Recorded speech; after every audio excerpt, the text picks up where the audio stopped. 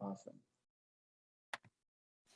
All right, this is Misery Loves Company, a weekly social reading series hosted by miserytourism.com. Every Friday, we welcome outsider and transgressive authors to come and share their work. And, we may be on the cusp of nuclear holocaust. So let's just get this rolling and see how many readings we can get in before the bombs start to drop. So Gabe, you're up first. I'll put the link in the chat. Thank you, Will.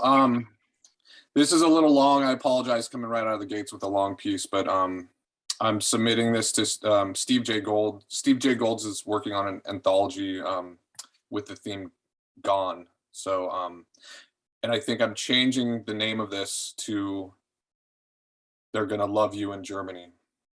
So keep that in mind. All right. Actually, yeah, Dr. Marvin, there's one more thing. Could you prescribe anything for anxiety? It was my plan to go in there with one thing and leave with another, not to make the appointment all about drugs. Not that he gave me any reason to worry. I just feel suspicious all the time for some reason. Actually, Dr. Marvin, could you prescribe anything for chronic guilt is what I should have asked.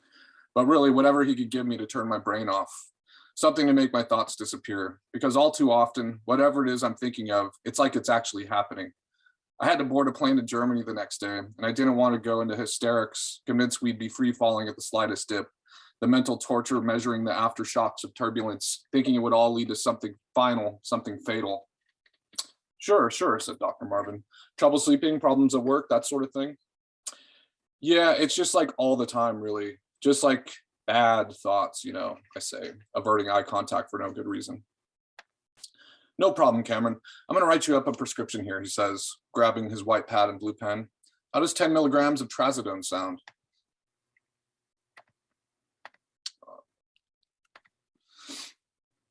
I have no idea what that is, so his question seems presumptuous. I'm immediately flushed with fear. He assumes I'm a pillhead, that he's testing me, that if I know exactly what it is, he'd put me under some kind of medical or even legal scrutiny.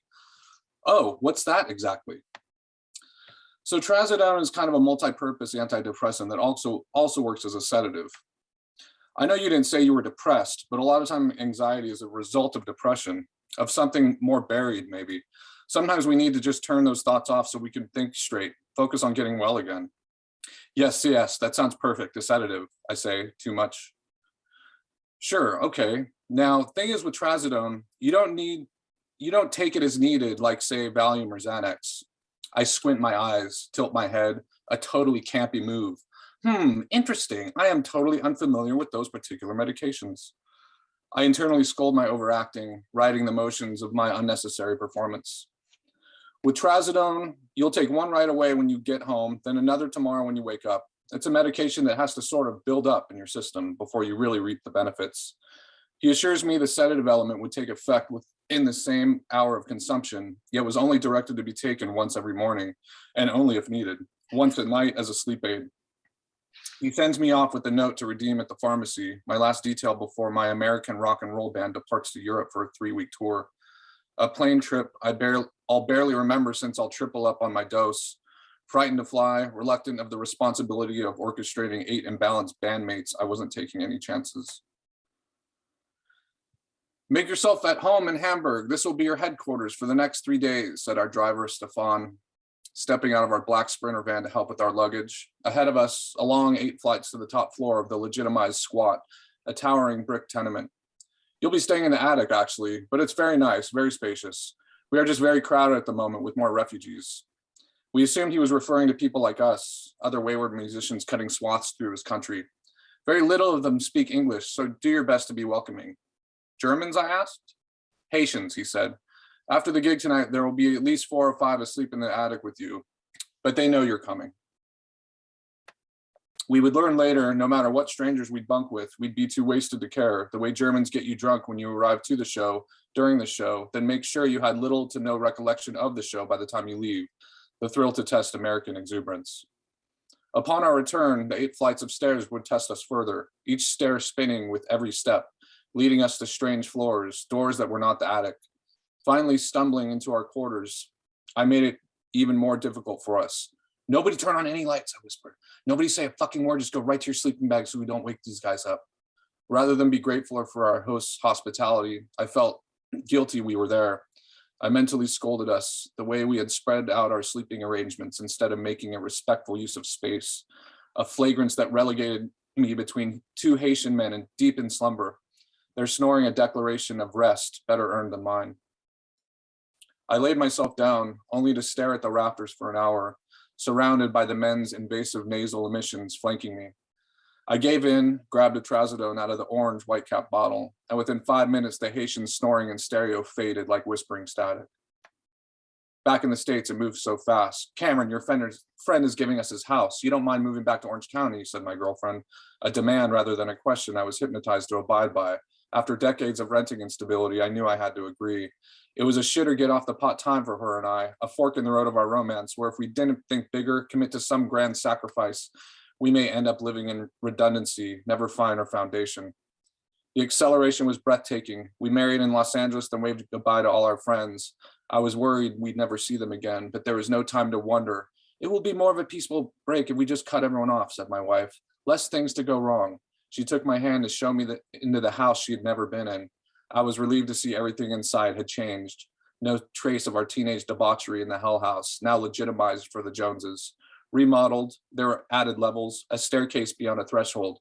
You didn't tell me there was a basement, I said. Why would I tell you? I've never been here, said my wife. Do you want to go down there? Right then, a flood, no, a tsunami of memory, carrying something huge, coming unglued from the ocean floor, yet possible to dilute.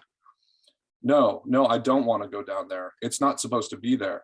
Have you ever constructed a lie so well, protecting a conscious decision you made, that you successfully suppressed not only the remorseful decision you made, but forgot all about the lie you created to protect it? Well, now you have to go down there. This is your house now. You can say somebody really bought the farm, she said, her voice fading behind me as I descended the stairs. Pitch black, but of course I knew my way. Once to the bottom, I just walked straight. There's that other threshold, barricaded with furniture, one couch on top of another, a coffee table for extra inconvenience of my climb over. Then I go right.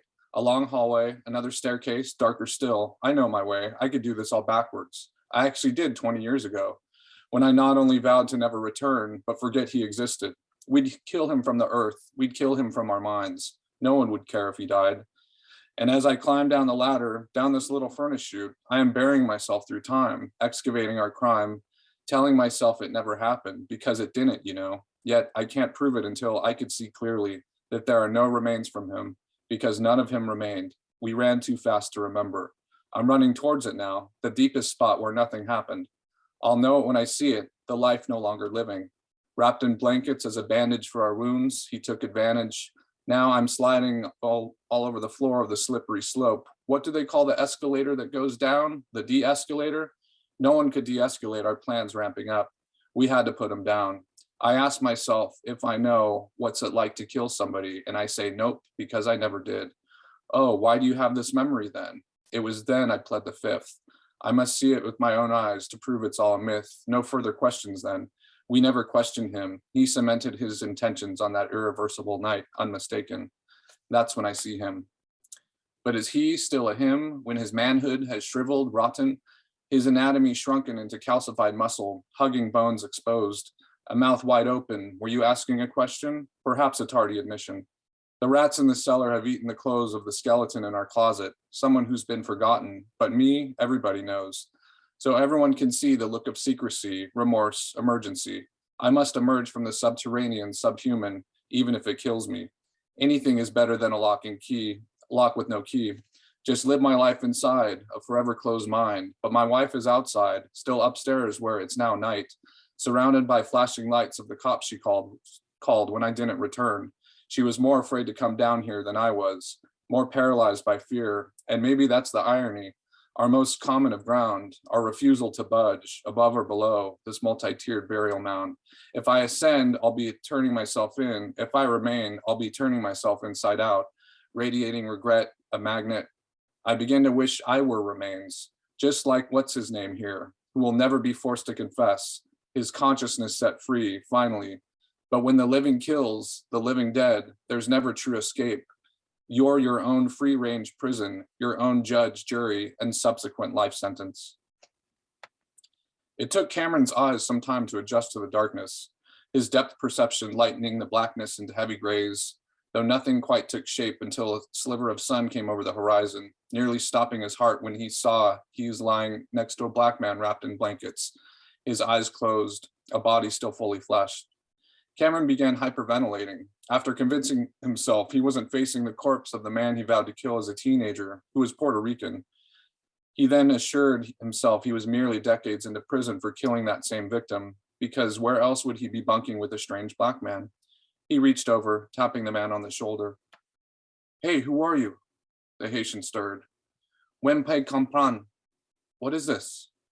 The Haitian propped himself on his elbow, an aggressive gesture with his other hand. "Merde, idiot! Sorry, fuck. Cameron, what's going on over there?" His bandmate Katie rubbed her eyes, awoken from the commotion. "Katie, what is this?" Cameron squeezed his temples. "What is what? Where are we? Am I in trouble?" "No, you're with your band, your friends," said Katie, her voice trailing off, trying to be reassuring, but came across concerned instead. "We are in Hamburg, in Germany, sweetheart." "Why did you take me here? What are you going to do to me?" Cameron's heavy breathing made hard questions even more difficult. Nothing. We're going to play a show tomorrow night, downtown Hamburg, downtown where all the strip clubs are."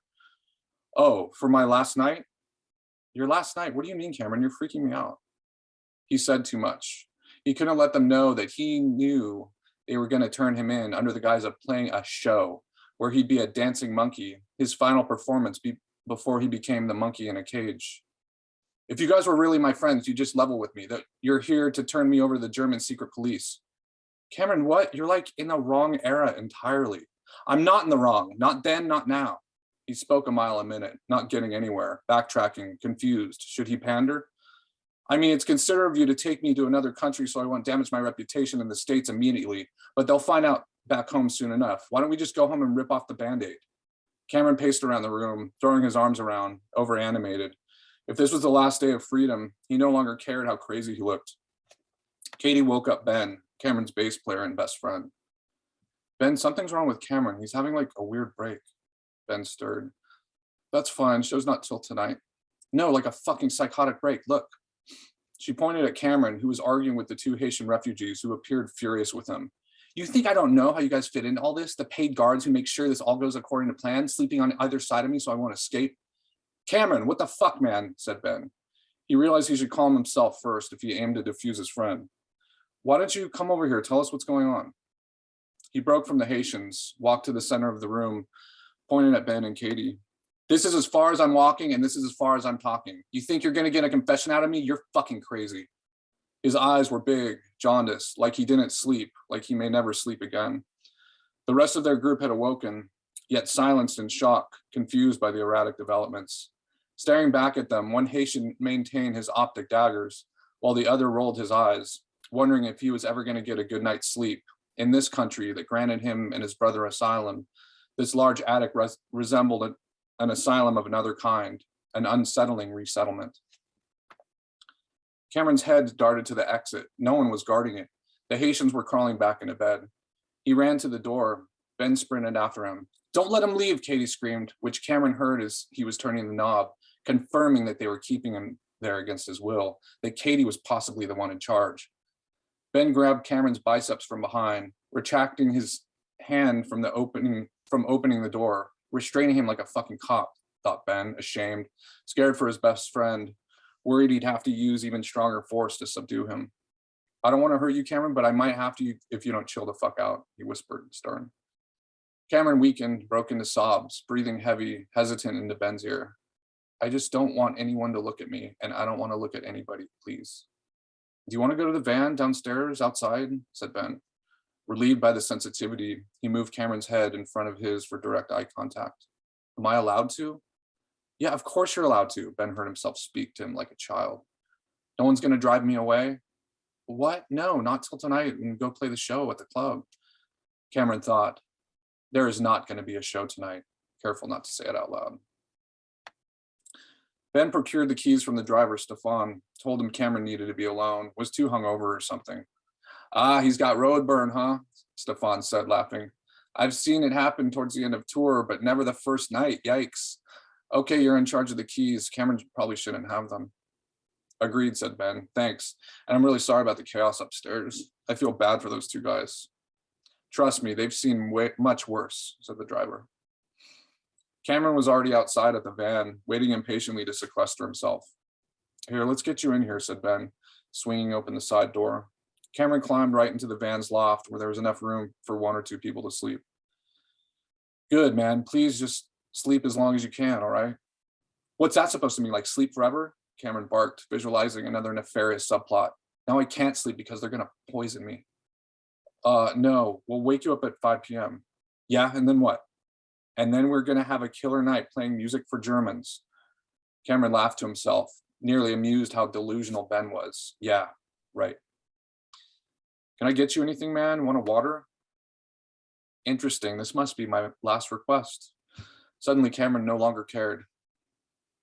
Yes, you could do something for me. Anything, what? I just need to talk to you. Here, come in.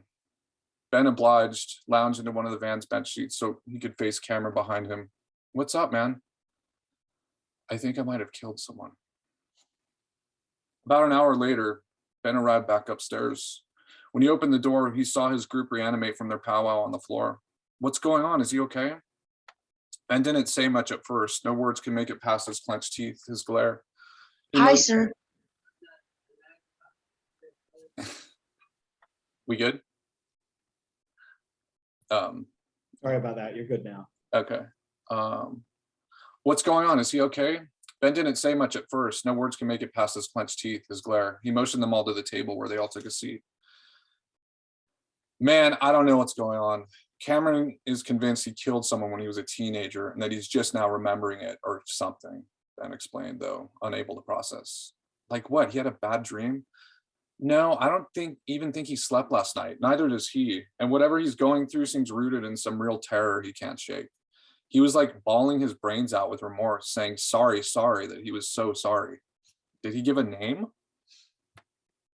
No, he refused to say who it was, that if he did, it would be him confessing. But that's why he thinks he's here, that we kidnapped him in a van to turn him in, that we took him away from America so his family would never know. None of this makes sense. He's delusional, like fully immersed. He gave you no details of what he thinks he did. He said that when he was a kid, him and some other friends poisoned some guy who took advantage of one of them, like sexually, I guess, and then buried him under the foundation of some house, like under multiple basements. There's no way they could have gotten away with that. Well, he's deathly afraid that they might have. I mean, how do you even tell whether something is a repressed memory or pure delusion, said Ben. Whatever the case, he's seriously not well right now. I don't know what to do. What was it like when you left him? He wanted me to wrap him up in a bunch of blankets and then push him into the corner of the van loft. He said he was going to try sleeping, but he made a weird production out of how he wanted me to like tuck him in. What? That's really weird. Yeah, he kept saying to hide him for everyone to forget he's there. Well, you did your best. We're doing our best, I guess. They all felt the same way, that it seemed to take a lifetime for the clock to strike 5 p.m. that day. When Ben said he'd come back down to wake Cameron up, giving them 2 hours to resettle, get ready for the show. But when Ben returned to the van, when he re-entered through the side door, when he climbed onto the back seat to stand himself up into the loft, he reached his hands across to push Cameron on Cameron's back, so much softer than before. His hand kept going into the pile of scrunched up blanket with nothing stopping him, because Cameron was no longer there. Fuck, no fucking way. Cameron, you fucking asshole, he said, heart accelerating, pulling all the blankets away, revealing nothing, no body at all. He went to the store or something, he thought, but dread immediately choked his faith. Anything logical became incongruent with Cameron's behavior that day.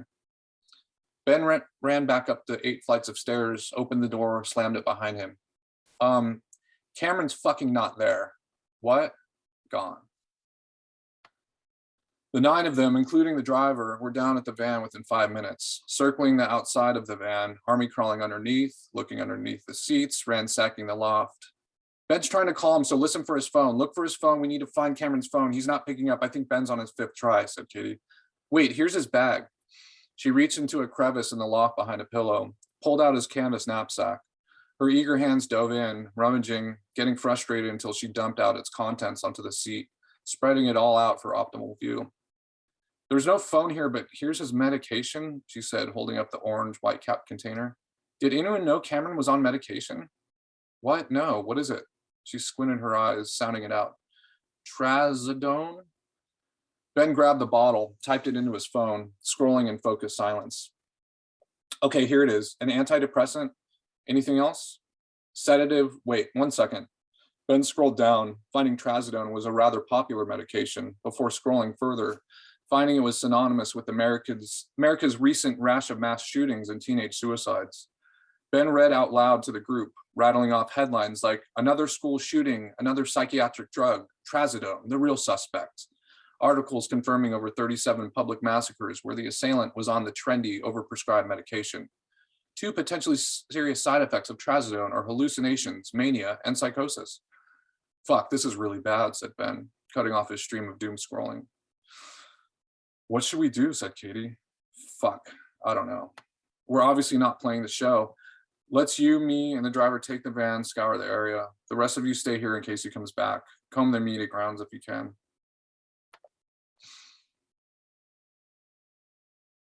The 3 of them jumped in. Stefan turned the key. The rest saluted solemnly outside the windshield, mouthing the words, good luck. God damn, what do you think? Katie leaned up to Ben in the passenger seat. Well, I really don't think he killed anyone when he was a teenager. I just don't. But now I'm worried after reading that stuff that he might hurt himself or someone else today. Yeah, exactly. Having left the van 3 hours before they knew he was gone, Cameron was so far ahead of them, on a different path from where they'd ever dream of heading. While they fruitlessly scoured the red light district of Hamburg, congested in rush hour traffic, Cameron was already 10 miles outside of the city. After throwing his phone in the Elbe River, he found a nice grassy knoll along the Autobahn where he stuck out his thumb, making direct eye contact with every driver through their windshield as they accelerated faster, frightened. Something's not right in that man's eyes, until one polite motorist pulled over. Cameron ran for his life to their car, damned if he was going to let this one go, marveling how it's really true what everyone told him, how they're going to love you in Germany. Gabe, that's fantastic.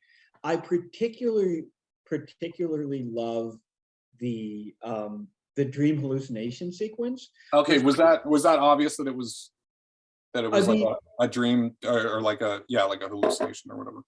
The way you ease into it, I think, is really effective in the story, right? Because the rest of the story is so like what's the word I'm looking for? Not literal, but like material and like very grounded in our expectations for like literature about the real world, right? And real interpersonal relationships and real descriptions.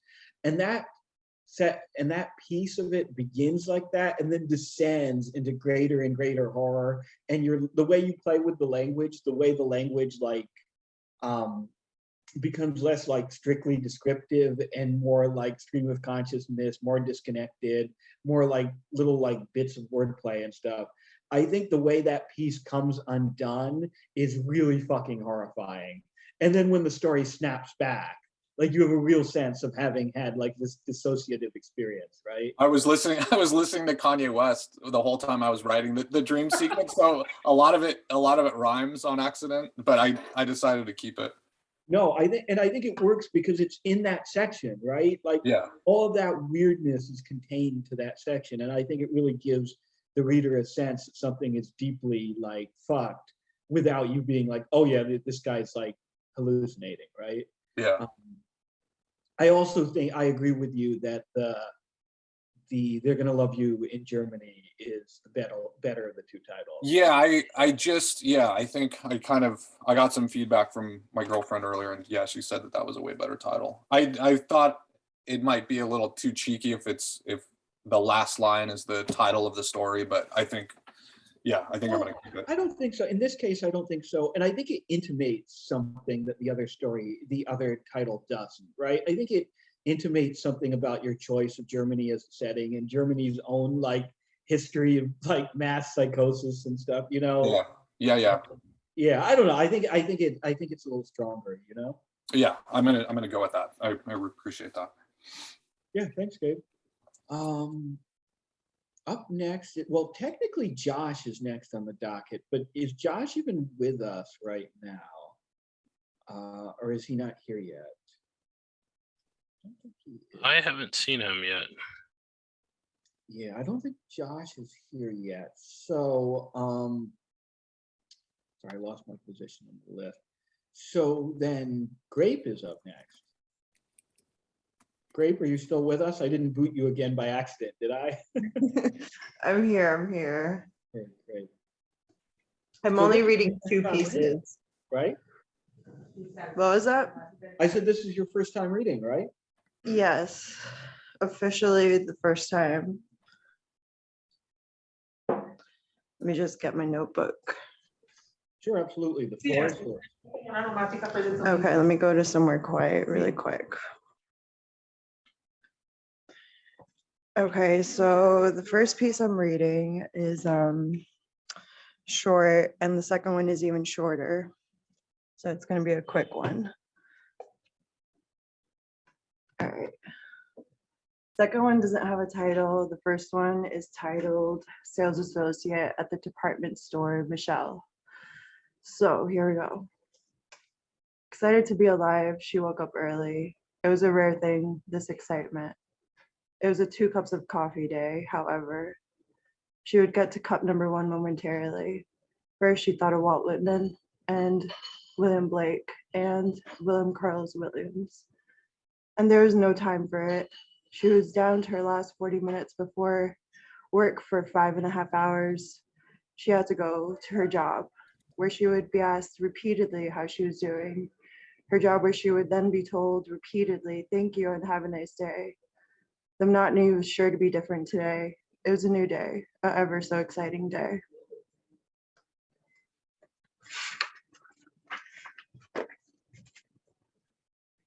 And then I have something else that's untitled.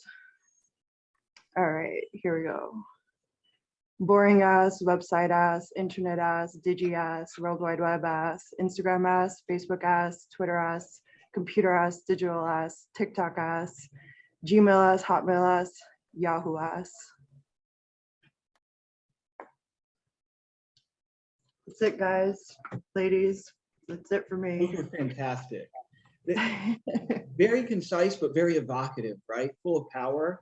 And your delivery was wonderful. Like you really sold both of those. And I really appreciate, like, poetry is fucking hard. And when you can have a poem that's concise and that's precisely written and still evokes like a huge amount of emotion, that's a real rarity. And you really pulled it off with those 2 pieces. So thank you so much. Appreciate it. Thank you. Thank you for having me. I'm gonna stick around though. Yeah, definitely, definitely. Thanks so much. Next up is Adam, if Adam's with us. Yeah, I'm here. I'm on my wife's laptop. It's not my war name or anything. You're a little distant sounding. Maybe it's just me, but I think maybe you're a little bit far away from your mic, or the mic's volume is a little low. Yeah. Can you hear me now better? No, you still seem kind of distant. Huh. Okay. Yeah, I guess I don't know why that is. Do I still sound distant? You're Just coming. now you get a little better. Yeah, you're coming in better now. Okay. I'm just checking the Wi-Fi. Mhm. Is now good? Perfect. Okay. I just have a few poems to read. I think I submitted too many, so if you hate these, just add it in the chat. The first one's called Last Will and Testamentary. Larson is down, spouting uncognizable, flips a table in his mind, whispering about species of palms, where he wants to be, comma, buried. Sees cudgels, the lights are too bright. Where's the fucking WC? He's trifling. A Nubian Carhartt sets a thunder, asks Larson if he's going the Greek way. Larson on the peg for sure, but he bucks, splits his coat, shows off his 38 special, plugs it back in, all of his usual rascally tavern conductings. Later's on, Larson is out in his caddy with a whore he thinks is a woman. He's too deep in his schnapps, whimpering, fussing over his shag steering wheel cover, telling a story. Did you know I was the very last customer of Blockbuster in these United States? The hooker lines him up, says, there, makes brushings of Larson's tears and soft pets Mons pubis in the more southerly. Larson turns a cheek, says he loves her, pays cash just for the company. At home, he writes out a will, freehanding. The mice bear witness. He leaves his estate to an unnamed whore. Next one's called Larson's Jury Trial. Larson whims, goes full drag near Wall Street, fights a bottle within him. He is done up extraordinary. Clumped furs, a choker, pumps glazed and dazzling, some face paint, has his pocketbook and brass knuckles. He sets up a soapbox and starts to cook gas with strangers, giggles, shrieks, stomps out a dog, before many a ganderer. Assuredly, he is naughty and found out. Stripped of his coat, to the ground he hurls, cuffed, hauled. Many who've seen him dog kill have him on phones. They are all evidentiary. Say they, the look in his eyes. Parenthetical, witness statements inscribed. Larson is hauled off to the city jail. There, the coppers pose most inquiring and the like. Larson dummies up. He wants a soda pop. Aggravated cruelty to animals. The statute is codified long past and read in open court. The jury is sworn, seated, bored. Larson says he only have been dog stealing, not killing nor its attempt. Botched grab, testifies, crocodile tears. His lawyer proffers tissues, pauses. Larson's wet napkin facade. Cases rests. 12 people retire for 5 minutes. They return. The verdict is read. Larson serves 14 days and is ordered into programming for his brain. This one's called Larson Makes It in Time. Larson is reading The Missing Bureaucrat by Hans Scherfig when he remembers the imperatives of drink and the hours set by a legislative body and such. The liquor store is up for closings in 10, and he don't have his shoes on. He was caught up in his books. Fucking Danes. Like a jag spear, he breaks down the door, proceeds, hisses at an old woman who falls down and goes boom. Larson takes the 3 flights down, hacking up a lung. He is mangy with crisp ones. Rail outside he coasts, ignoring of a wolf whistle. The store is now 5 off. He makes it to the door, openings, hustles through the cavity. Making glory gestures, breathing heavy. Spots the orange, grabs for granddad, plops down exactitudes of currencies and nods, winks, blurs, throats the bottle an eighth. Fat lungs walks by in a kimono, belly out, heaving, holding a gun. He is wheezing and predatoring, vaping. He is like King Kong and cheap whiskey, sniffing up collars, grabbing his crotch, spots Larson.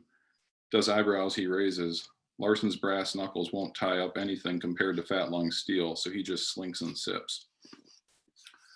This one's called Larson's Killer Chaplain Friend. Wiggling Larson, goings on and stealings from his graveyard shift at the welfare office, a gut bucket holding heinies. He's rich since she sold off his niece's Beanie Baby collection without consent. His brother still whining after the unsolved burglary. Was Larson and his spare key after Schnapp's bedevilments and the like.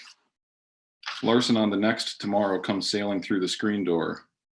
It cloaks him like a cape as he tears down the lawn and tackles a canine most violently for making relievements on his flower bed. Dog's owner beside himself, hollering, plotting. Larson throws the dog into the street. Weeks later, Larson is thickening at a college party. He brought his own beers and a besotted chaplain that he once French kissed in a deli. Larson says his name is Pinkerton, which it ain't. Larson and the chaplain are made to go. The chaplain exacts revenge by attempting arson and suicide on the next night. The flames took out the whole first floor, and a theater major's light went dark. As for the chaplain, he had a hole in his head that was the diameter of a classical Sharpie. This one's called Larson's Missed Connection.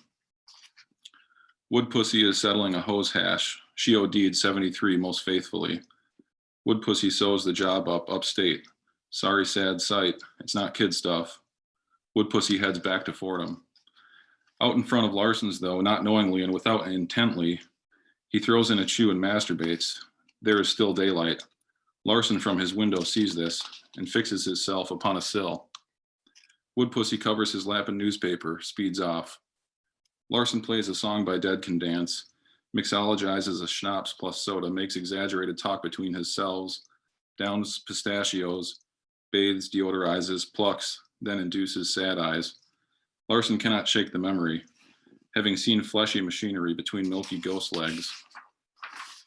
He makes a pitch to Craigslist, types out a misconnection. You tossing yourself in your car beneath a window on blank street. You were delicate, muscles out, reach out. The post goes unanswered, set for some trolls, one of whom advocates self-slaughter, to which Larson is readily given, as is known redundantly to a fare thee well. This one's called Larson Befriends a Bailiff on Craigslist. Larson is a friend of a friend. It is sometimes the only way to describe him. Then, reckoning of an evening, he is soft at heart, especially when he has Robitussin. So, in one of his betters, he finds a friendly on Craigslist, an old toady bailiff with court residue, sick of watching Bluebeard trials and sick entre nous of all his honoring. He similarly wants a friend who doesn't mind gin martinis and Jerry Springer. Fearlessly, Larson enters the cramped quarters of this constable, this well-nigh court lumbago creature, who himself goes sotto voce so as not to wake his mother. Larson gets a kick out of this. You live with your ma? He crows discreetly, the bailiff almost in a fit. He sheds all his browns. Larson and the naked bailiff sit down to watch television. The bailiff puts on Univision for background noise, then leans in and plants one on unsuspecting Larson, whose heart blooms petals. This one's called, and I'm almost done. You can all go fuck off with your night in Tunisia. In exchange for 50 off rent, Larson maintains partially the grounds of his building. His landlady is an old Jewess who was sent from the one whose name will not. His landlady wants burlap wrapping to cover the evergreens and rat poison and rat traps. She shakes a broom at Larson. Off you go, she is, baking. She is heaven sent. Caddying, Larson lights a square, forgetting everything supra. He destinations himself to a bar, wherein he comes apart at the seams. He deserves a rebuke, but he orders a gin and others. He is a good customer and monster. Strolling in does Crank. Crank is off work, stuttering. He wants a lemon drop. And for Larson, he buys one too.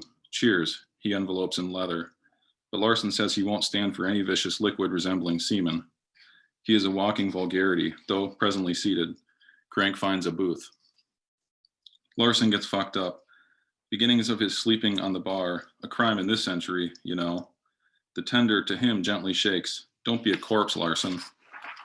Larson administers energy over and above the din of the bar and the music he does now notice. He throws back his stool and makes it to the heavy oak, yelling, "You can all go fuck off with your night in Tunisia." This one's called Larson in Hospital. Larson has buckshot in his ass, a hunting accidentally, not for sperm whales or diddly bop. He is shooting tar with Pete and Woodpussy, who are now both Protestant. Why do they call him rape genius, Pete asks. Larson figures an answer from knowledge. I guess back in college he got away with a bunch of shit. Pete is nonplussed. Woodpussy bends. I don't fuck with people like that. This is Woodpussy on a high horse, pimp hypocriting, moral bearing. Whatever, says Larson. Rape genius ain't all bad. You'd like him. Larson bites Pete's ear, exposes drugs. They cut the mustard and needle their arms and start a group grope, which is not shabby, though tickling Pete wants parlor tricks. Woodpussy is covered in Sharpie. Larson is a perfect groom. They all passes out to a man. Larson wakes in hospitalization, surrounded by chic nurses who he wants to roll in the hay within. He asks after himself. You OD'd, mister, from a nurse, and then passively aggressively, and your rosebuds tore something special. Larson, for fuck's sake. Mending, Larson jumps from a window. Not ascertaining correctly, he breaks a kneecap splendid. Nurse, what's this, your shtick? Larson, just bring me some fucking crushed ice already. The nurse bumps his knee. Larson yells cowabunga and folds in with tears and sorries. I think, yeah, this is the last one. This is called Larson in the Neighborhood. Cunts, traps, explosions, and onion rings. Larson is jawboning at an Applebee's in an amateur night. It is a Monday where half the bar has Americanos, at least the ones who have ambish. Larson for his self is bell-ringing patrons, trying to quaff his way into oblivion. Drinking schnapps, telling tall ones about the bartender, a real cradle snatcher, who is pigeon-toed and laughs out loud. Fuck the president, hisses Larson to a martini ghost named Igor. Igor calms him down. They order an onion blossom. Larson has seen all of Igor. In walks and out walks. And so the bar fills. Larson snorts coke in a stall through a brand new 20. Out in the open, Larson chairs it next to a jelly bean. Nice zoot suit, says Larson neath his breaths. The bean hears, then clears his throat. Later, he quietly follows Larson to his car and knocks him spark out. That's it.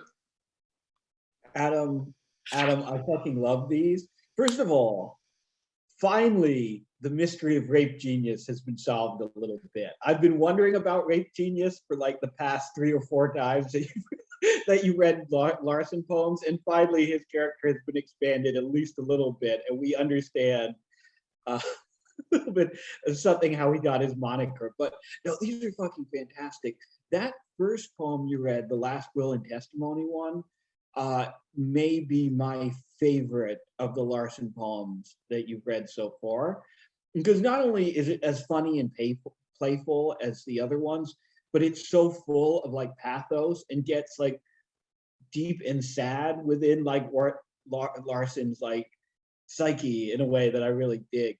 Now, is that one going in the collection, and is that one like going to end the collection, or is that going to be close to the end of the collection? Because that almost feels like a kind of conclusive poem for Larson, you know? Yeah, thanks so much for the words, William. It is in the collection. It's toward the end. It's not the final one, but I do have a final one that's purposefully at the end that sort of exists there for a reason, but it is toward the end. You can tell I haven't gotten around to reading it yet, but I will. But yeah, no, that was fucking fantastic, Adam. Thank you so much. Yeah, thanks everyone, and thanks, William. Up next. Oh, Ollie's up next. I'll put the link in the chat.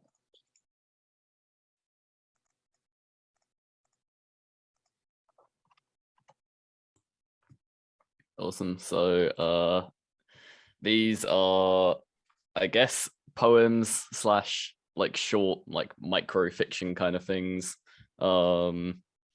I wrote in my notebook this morning about my feelings, which you're supposed to do. There goes Mike. And I wrote fear, paranoia, jealousy, rage, disillusionment, frustration, self-loathing, terror, debauchery, compulsion, annihilation. So this is where all of this comes from. Okay, so first one's called Pariah. Tectonic plates bearing the weight of every single word you've ever said begin to rumble. Your feet split without permission, and the spinning festivities carry on without a smile dropped. Your screams are stitched up, soundless, and the rocks below tumble into a dark box of indifference. You reach out for hands, favors, a single concern, but there's nothing there but air to continue your existence. Tectonic plates shift indiscriminately and drop you into a new occupation. Arise, profane one, wanderer of the dawn. Okay, second one's called Bedsit Boys. Bedsit boys search for meaning in Pringles cans and final answers on tipping pointless. Bash balls around before 7 p.m. when it's still free and the men never look over. To see you prancing about, giggling at Corrigan, Brent, Partridge, and all the monkey dust characters you've never heard of, because just like Ivan Dobsky, they never done it. Just cruise and peruse the cardio bunnies from distant weight machines, discussing Big Brother contestants from 20 years ago. Falling out of time and space into grey do-nut-in boxes where all of pop culture is just a click away. Freud's replacement bus services carry them through a day filled with eating, shitting, and satisfaction-style fulfillment events. This one's electrochemistry. I'm tracing out your silhouette in embers on a sine wave sky. Deep down below in the abyss, I'm drifting through a lonely dream. We miss each other every day and publicly agree it's not a shame. You think that we're so different, but I'm just another flavor of insane. And Izwation, I think that's how you say. On a faraway morning, a stone bridge stands above a great lake. Beneath its grand arches, time ceases for all who come to seek self-portraits behind the mist. And then at the end, appendix, in which the author is removed from his own suffering at 30,000 feet, at the top of the hill, at the top of the staircase, on the pillows at the end of the bed. The incision is made using a laparoscopic technique. The author never notices he has been removed until the operation is already complete. 3 scars remain on the body. The only evidence that the appendage had ever been present in the first place. A phantom pain may remain in some patients for up to 6 months after surgery. In extreme cases, carcinoid tumors may fester in the patient. This can prove particularly deadly for those suffering with the pre-existing condition of literary ambition. Aftercare available upon request. Aftercare options include substance abuse companions, drunken brawl partners, bankruptcy aides, pregnancy facilitators, petty vandalism classes, revenge plotting counselors, graven idol crafting sessions, emotional support Netflix, TEFL courses, Chocoholics Anonymous, creative writing workshops, and poetry nights.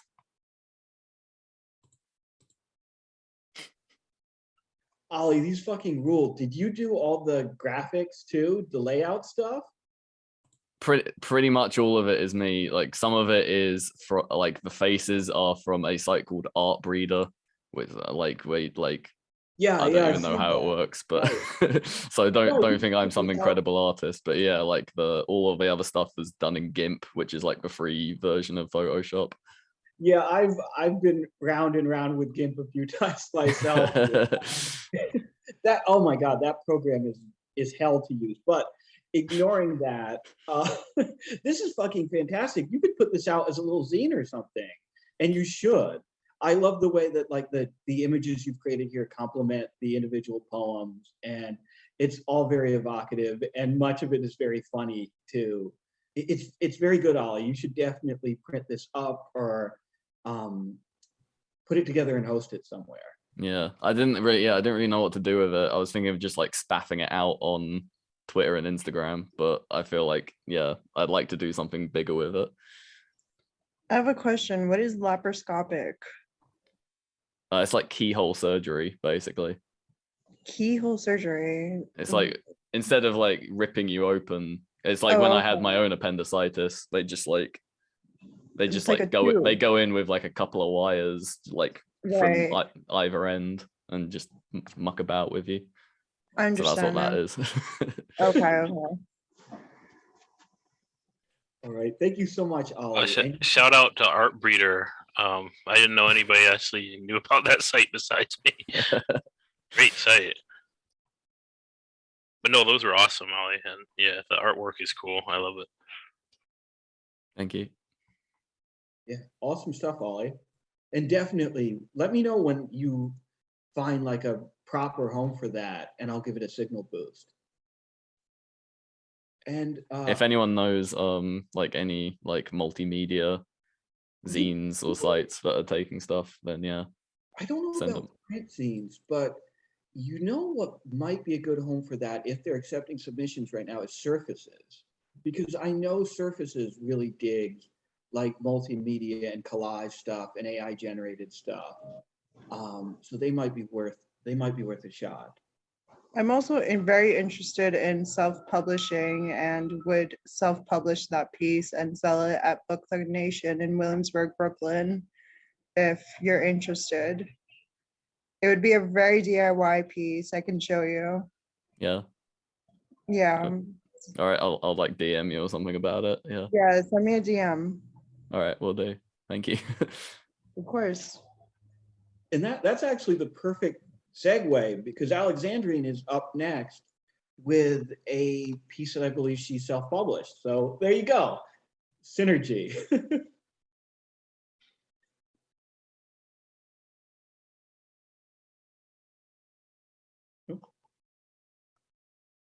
Are you with us, Alexandrine?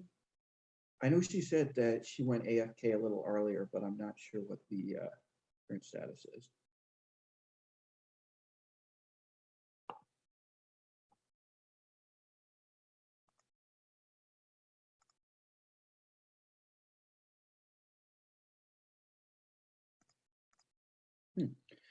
I think she also said that she might have to go around.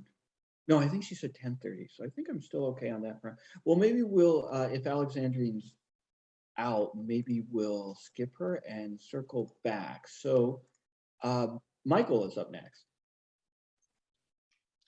Cool. Let me just yeah, I can do a little bit of video. Apologies if I start coughing a bunch while reading this. Let me just grab the link real quick. Cool.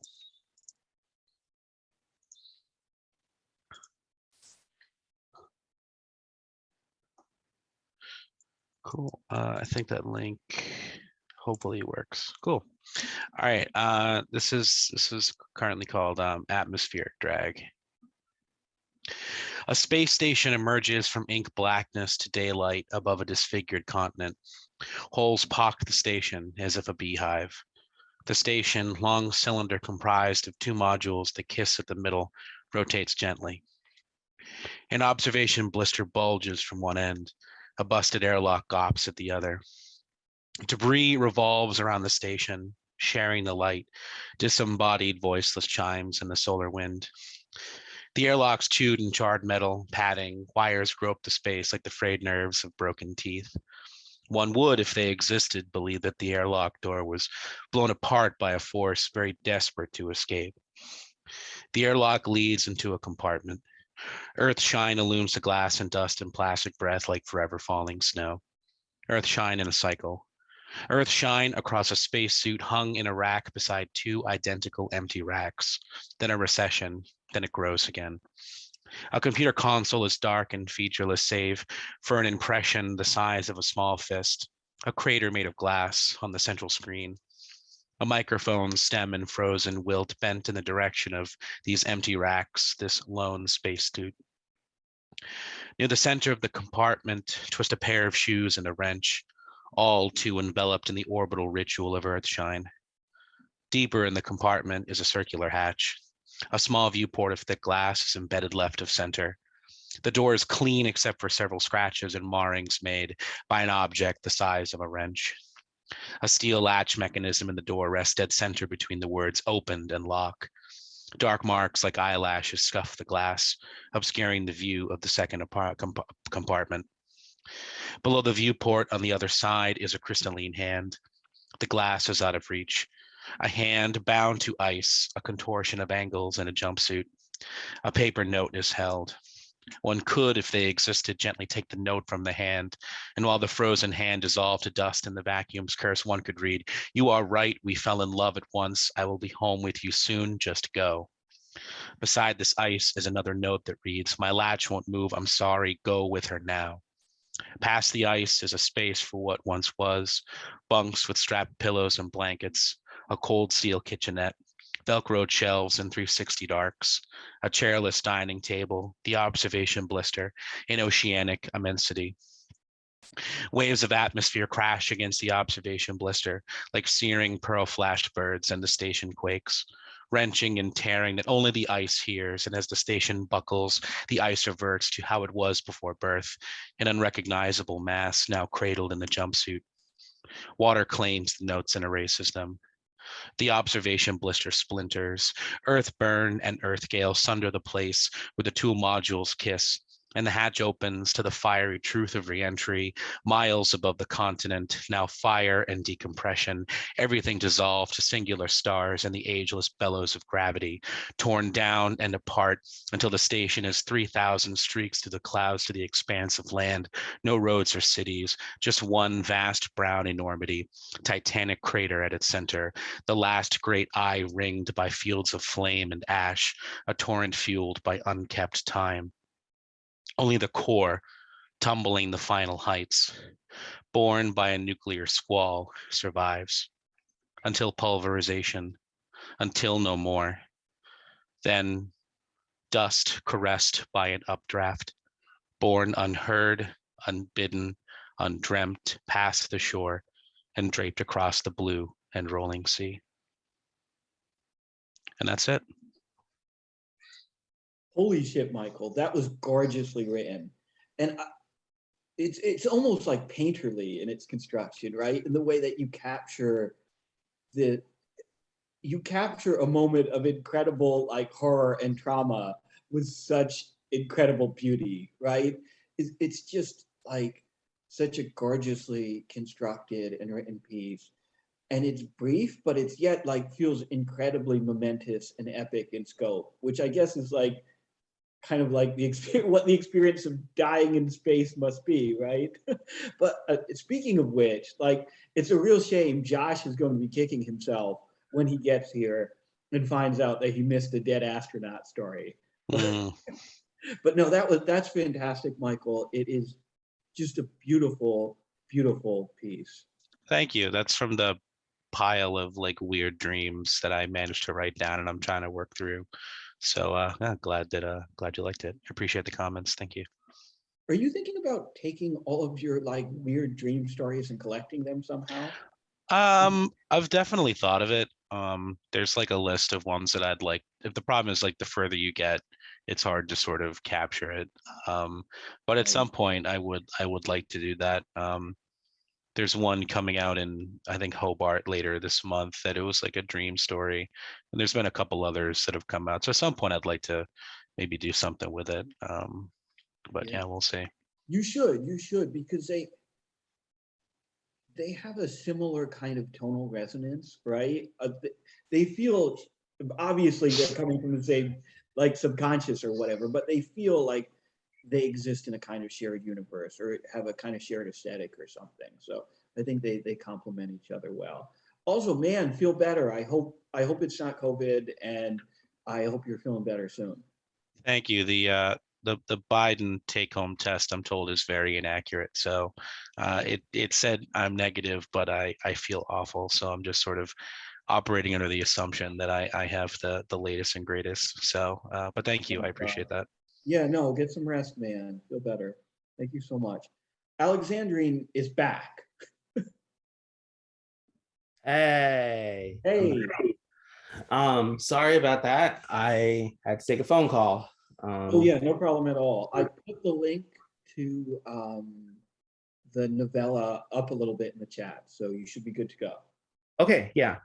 So this is a novella that I self-published. I publish is a strong word, that I dropped in a fit of rage because I was angry about one of my MFA cohort getting published and their book sucks. And so I got really mad and as a counterpoint to that decided I'm going to drop my own book. So yeah, that's the story behind this, so that now everyone knows. So this is called Zeke, and I'm going to start reading from the first chapter and read the first 3 chapters. It shouldn't do more than like 10 minutes. So this is just in case people want to know what happened. I've got a lot of time on my hands, sitting here in grippy socks with no belt because they think I'm going to off myself. All I'm saying is I don't let myself get taken advantage of without some payback. Nemo me impune l'assassin. So how about I tell it my way, so at least when I get called a monster, it's clear what kind of monster I am, and so that if I die, I can do so in peace. The way I met my boyfriend was that he was being bullied. These 2 assholes, Ralph and Lloyd, they were picking on the new kid, slapping his face a little, trying to pull off his beanie, calling him a faggot and slamming his books out of his hand. And I mean, the new kid was clearly a homosexual. He had a total gay vibe, kind of a mincing, lisping sort of deal.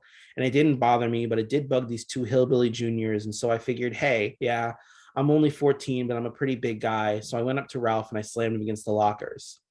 What the fuck, he said. Quit picking on him, I said. Well, I don't know what I expected, but he shoved me back and I swung on him and landed a good one. But then Lloyd kicked me in the shins and knocked me one across the jaw that damn near took me out. But it got some steel in the new kid's spine, so he started fighting back. And it kept going until the soccer coach came by and broke it up and sent us to the principal's office. The new kid, Ben, he was looking pretty bloody while we waited for the principal. but I reached over and told him my name was Zeke and that he wouldn't have to worry about the hillbillies anymore. I'd keep an eye on them. Ben said thanks and shook my hand, real limp-like, but I didn't mind it. He had pretty hazel eyes and this shaggy black haircut, and I thought he was cute, even though, or maybe because he had blood on his face. The effect was kind of pleasing. He could stand up for himself too, given a bit of a push, and that was an appealing quality as well. Me, I think I scared him. I'm big for my age, big and as in tall and also broad, and my voice is kind of deep, and everyone assumes I'm like 18 when they meet me. I'm bigger than Ben by quite a bit, even though he's 2 years older, who is kind of stunted, probably on account of what all he's been through. But anyway, we got to the principal's office and all four of us got suspended, which wouldn't go down well with my old man, I know. But it's not like I really cared all that much. He's an uppity asshole from Milwaukee who moved us out to Kentucky for some kind of job to do with seeds. Apparently genetic engineering pays well because we've got a nice house in a subdivision and 2 BMWs and everything, and my mom doesn't even have to work besides giving out piano lessons to church kids. I asked if he wanted to hang out after school, and he said sure, that we could go to his place. My dad won't care. He'll probably be stoned. Must be nice to have chill parents. No, I hate him. All he does is smoke weed, and he never took care of me or my siblings. They don't talk to him now. I nodded. I still thought it sounded cool to have a weed-smoking dad who didn't ride your ass over grades or church attendance or tell you to pull up your pants or turn your damn rock music down. Where's your mom? Dead. Died of an overdose? Sorry. So after we got suspended, I went to his house and his dad wasn't even home. We went up to his room, which was covered in all kinds of posters featuring weird symbols that my parents would definitely think were demonic. There was a tank with a black and white snake inside in the corner. Cool snake. Thanks. I have to feed him, actually. Hang on. He left me in the room for a second, and so I did some more looking around. A lot of his stuff, clothes, sheets, furniture was black, and what wasn't was like purple or dark blue or electric green. None of it matched, and the place was kind of a mess and didn't smell too good. I know they say teenagers aren't very neat, but I like to keep my things very straightened and put together. It's just the way I've always been. He came back with this dead white rat. He reached into the cage and took the snake out and put it in a bin sitting near the cage, and then he dropped the rat into the bin. The snake went for it immediately. What's his name? Midgard. I thought just for a moment that it was a shame the rat was dead. I would have liked to see it struggle as the snake inevitably destroyed it. Ben grabbed his computer and we sat on the bed. He asked what kind of music I listened to. 90s rock. Oh, okay. I don't know if you'd like my music. Let me hear some. He played a song for me and it was this ungodly noise. Just these electronic bleeps and like sampled angle grinder sounds over what I assumed were meant to be drums. He told me it was called Agrotech and I nodded. It wasn't bad, it was just weird, but I kind of liked it. And besides, I obviously liked him, so I wasn't going to like tell him that I wasn't the biggest fan of whatever he liked. I make tracks too, hang on. He played me one of his own and it was more chill, down tempo with a decent groove. And I told him it was like way better than the first song and he laughed and blushed. He was on SoundCloud under the name Killer Heaven and I said I would totally follow him if I had a SoundCloud. He laughed again and I reached over and kissed him on the mouth and he let me, so I kissed him again and then kind of tackled him down to the sheets and made out with him. And it was honestly really nice. Ben is a good kisser. We had all these scars on his thighs and upper arms that I knew were from cutting himself. I asked how long it had been since he'd done it and he said it was like over a year. I made him promise he wouldn't do it again. Cutting yourself is a bad habit. I gave my uncle a heart attack because he wouldn't stop molesting me. I would go over there when my parents had date night, and then one night while I was playing Call of Duty, he started touching me and reached into my pants, and I'm assuming you can guess the rest. He told me not to tell anyone or I'd be in trouble because he'd say I came on to him, so I didn't really have much of a choice if I wanted him to stop, which of course I did. I really did think about telling someone, but he was probably right about how they would have blamed me. People are always blaming me for things that aren't my fault. He liked to shoot meth because he was a druggie as well as a pedo, but he also had arthritis and was no good at hitting veins anymore. He'd picked up the meth thing late in life. So what he would do was he would have me mix up the shot and stick it in him. Eventually, he didn't even watch me measure out how much I gave him, which is why it was so easy for me to mix up like 5 times his usual dose and give his kid raping ass a heart attack. At first, I couldn't believe it as I watched him fall off his chair and hit the floor. But as soon as he stopped moving, I knew I'd pulled it off. The guy had a bad ticker anyway, so it wasn't like they were going to look for evidence of an overdose. I flushed the dope in the needles and called 911, doing my best to fake a good cry, which wasn't really necessary because I guess I was so quiet and pale when my parents and the paramedics got there that everyone just assumed I was in shock. I know I should feel bad that I killed him, but I really don't. I strongly believe he deserved it. Nemo me impune la ceci. Who knows how many other kids he fucked? I don't know what he did the other 29 days of the month besides my parents' date night. I'm glad he's dead. I think there's too many people on Earth as it is. We need another plague. That's how I got stuck with this piece of shit shrink I hate. I straight up told her that I killed him. Like I got so bored and tired of listening to her talk that I explained in detail, just like I did here, how I killed the old fuck. And you know what she said? I suffer from delusions brought on by grief. She didn't believe me. How do you like that? I tell someone I committed a murder and they shrug it off like, no, you didn't. She said it was clear, it was obvious that he had died of a natural heart attack, that he had been overweight and a smoker, and that it wasn't all that inconceivable for someone his age to die suddenly, and that I was full of shit, basically. I couldn't believe it, but I just went along with it because how lucky can you get? She prescribed me some medication and sent me on my way, and I just figured, fuck it, why not? People call me a liar all the time, and I guess that's just because they don't deal with the truth. Like the principal who said I attacked those two redneck motherfuckers unprovoked when he knew they were picking on Ben. She's full of shit, is what I'll tell you. I stuck up for the gay kid, and she just didn't want to admit that I was in the right. She'd rather defend those Trump fanboys than take a stand against them because she's weak. Me, I don't have a problem telling them to fuck off. I think it's what they deserve at the very least. Trump supporters aren't people. They're meatbags that shouldn't get to breathe the same air as the rest of us. They ruin everything they touch and they're annoying. I don't really get into politics. I just know I can't stand them. And I think that's enough of an opinion to have. And that's it. This is great. I love the narrator you've crafted here. I love how deep you get into their psychosis, and you're already like, some judging by like the other stuff you've read here, a real master of the like deranged, unreliable narrator. And we're going to be publishing a piece, an excerpt from Zeke in Misery Tourism, probably in a few months, the way our submission situation is right now. Hey guys, how do I fart? Oh, here we go. How do I fart? I don't know. That's one of the big ass. philosophical questions. Okay. Anyway, this is like, I haven't read this thing in its entirety, right? I read the excerpt you sent us, and now hearing this works as such an effective kind of like origin story for this character, because it gives you so much sympathy for this person, like who has done perhaps a really ghastly thing, but you really understand like the motivation here, and you really understand like how the seeds were sown that led to the kind of like deep dark place that they ended up with. And you're so like cautious and meticulous and thoughtful in the way that you craft this character. Like, it doesn't feel exploitative, it doesn't feel like needlessly crass, it doesn't feel like these depictions you see like these Dexter psychopaths or something. It really does authentically feel like a kid who had something like profoundly traumatic happen to them and who is fucked for life as a result, right? Anyway, it's a fantastic piece of writing, and I can't wait to drop the excerpt that we're going to drop in Misery Tourism. Thank you. Thank you. I really appreciate it. Yeah, I think someone called it Catcher in the American Psycho. That's a great take. That is good. They did not mean it as a compliment, but I took it as one. So You should use that as a quote for the like back of it or whatever. yeah, blurb. Catcher in the American Blurb. Psycho. My text. Yeah. No, I like I like how brutal most of that is, and also the musical discussion there is really cool. Like when he talks about like the like listening to like 90s rock versus noise rock, and the description of like that is really good. And I like I also like the part with the snake. That part is brutal, and I was reading through it early or today, like and I was given pause by that, because a lot of that is like so true to life. It's like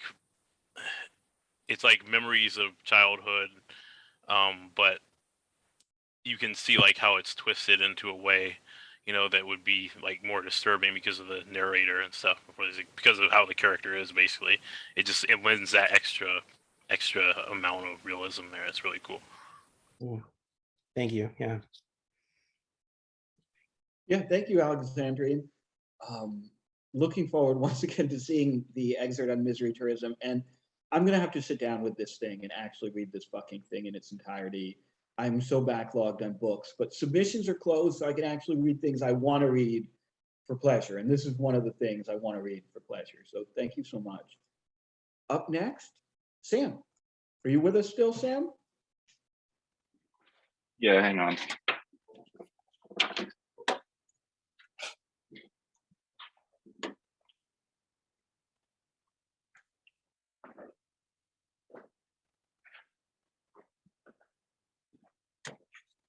Okay. This is called Something I've Been Working On. Hey man, how's it hanging? You liking it up here? Naptown, baby. I love Naptown. Indianapolis. A super real place, grittier, you know, and it's got a great art scene, a great music scene. We should see a show sometime, man, here in Naptown. Let's go to the First Friday in Naptown. Go check out the art scene. It's so cool on First Friday tonight on March 4th, 2022.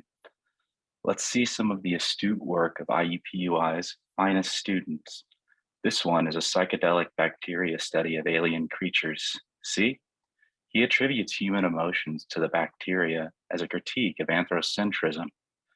So giving the bacteria the emotions of humans makes it less anthropocentric.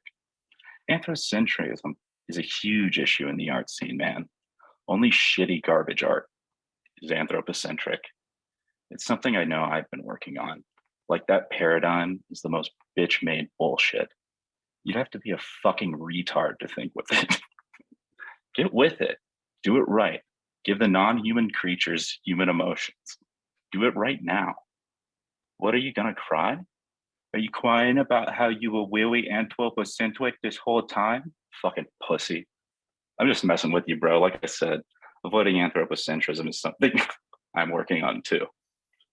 I didn't mean for you to feel gaslit like that. I know you would never be knowingly anthrocentric. Nobody in Naptown has been knowingly anthropocentric since like 2017.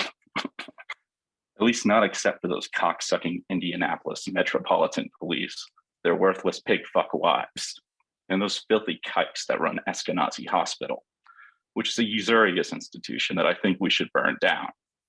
Aside from those people, Naptown residents think in strictly theocentric paradigms, and that's fucking facts. It isn't First Friday yet, though. It's actually the Thursday before the First Friday. It's Thursday, March 3rd, 2022. Here in Naptown, there's a comedy open mic next to the slam poetry open mic. We can get our yucks out at the comedy open mic after hearing art at the slam poetry open mic. But it's all very organic. We can hear a comedian break their to tell a personal story of the time they partied with the other comedians in the audience of the open mic when she points at them. And who did coke? But of course they don't do coke anymore. Legendary. Bro, that guy has cancer and he's blind. He's just using his time to ask women in the audience. Remember when that woman mentioned they're from Compton? That killed. Indianapolis is so badass. Naptown is so badass that a woman from fucking Compton lives here. Where else? What other place in the world could you find a woman from Compton that moved there? I haven't been to Indy. Have you? Bitch. And it's the same woman that read art. I love a city that loves art. At the poetry open mic, which was next door. Wasn't it so funny when she screamed staircase wit at the parent that raped her and then cried? That shit wasn't anthrocentric. That's for damn sure. I can tell when something isn't that now because I've been working on it since we last spoke. Oh man, First Friday here in Naptown, Indiana. That is March 4th, 2022. For real this time, man. Pumped. Let's see what those heron guys and girls cooked up. Fuck, I hope they didn't hear me say that. Those were anthrocentric pronouns. I think we're good. Check this painting out. The description says, shit, now they're being anthropocentric. I think that's good though. It looks like being anthropocentric is different than being anthrocentric, see? Fucking retard. This one looks kind of bad. They can't all be winners. Look at that lady. She's wearing a dress that's made out of gravel. Okay, let's network. I gotta find new drummers for my deathcore band. Hey, it's the Black Radicals at First Friday selling art and fashion at First Friday. Do you think any of them play drums with lightning fast double bass? Remember the riots? I'll talk to them about George Floyd. because it taught me that I needed to work on some things. I know it taught me to do better. Like now, I wait at least an hour to file a noise complaint on my Black neighbors. And I've even stopped specifying truthfully that the neighbors are Black before before lying to the police about having heard gunshots. The response is obviously a lot less efficient, since those pig fuck wife havers at the IMPD are so friggin' racist. But it's a sacrifice I'm willing to make to work on my unconscious bias. That's something I've been working on since we last spoke also. You were there, I bet. I wasn't, but don't tell anyone. Hey, check out this underground zine. It's Black Revolutionary They Thems. Look at how cool they look. They're dressed like the real Black Panthers. Real quick, before I go talk to them about George Floyd, let's read this magazine aloud to each other. It's full of manifestos about revolution, written by half-read niggers that, hey, what's wrong with you? What the hell, dude? You just started walking away like you didn't know me when I was 3/4 of the way saying the thing I was saying just a second ago. To finish the thought, I was gonna say they also have never held guns. What's up? You maybe look like a huge fat five guys who could probably play double bass really fast. Now my deathcore band has to use a drum machine for our EP, and I also have to play bass, guitar, and sing vocals on it. We've got shirts. Do you want to buy a shirt? Actually, I'll hook you up for free, since I'm in charge of merch too. And sorry I can't hang tomorrow. Naptown dating, baby. What are you doing Saturday? Sorry, bro. Like I said, I can't hang. I have a date on Saturday here in Naptown. My Tinder has been blowing up with poly they thems, bro.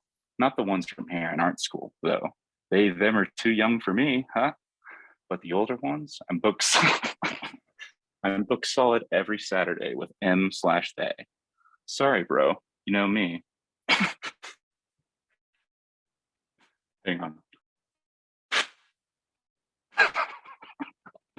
I've been busting so many fat ropes and so many poly they thems that those pronouns should definitely be taken as only specifying plurality for all my utterances. But that's something I'm working on. That's it. Sam, I think that's the first time I've seen you break on here. I'm I'm not surprised that this is the piece that broke you, though, because this is some funny shit, and because you're always coming here with really outrageous, hilarious narrators, and and this is one of your most deranged and debased and nasty yet. And so I get why maybe you had a little bit of trouble keeping a straight face there. Oh my God, Sam. So okay, now I can't keep a straight face. That was really fucking hard. Anyway, thank you, Sam. Thank you, Sam. That was hilarious as usual and Thank fucked you. up as usual. That was amazing, and I just want to talk about a certain word that was said during that during that piece.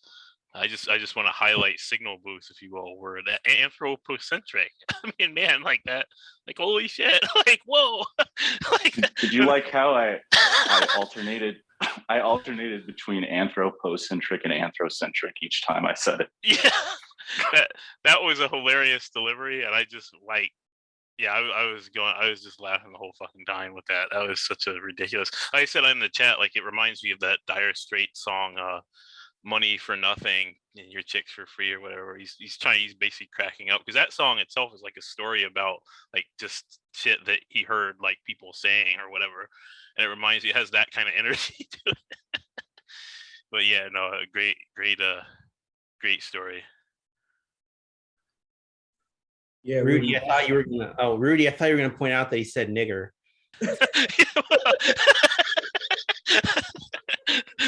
I'm glad somebody pointed it out. I think Sam, if you want to redeem yourself, we can. I can at least. I'm offering to sell you a retroactive in pass, so you can say the. That was my friend read it. My friend was here and he's Black, and I had him read that one.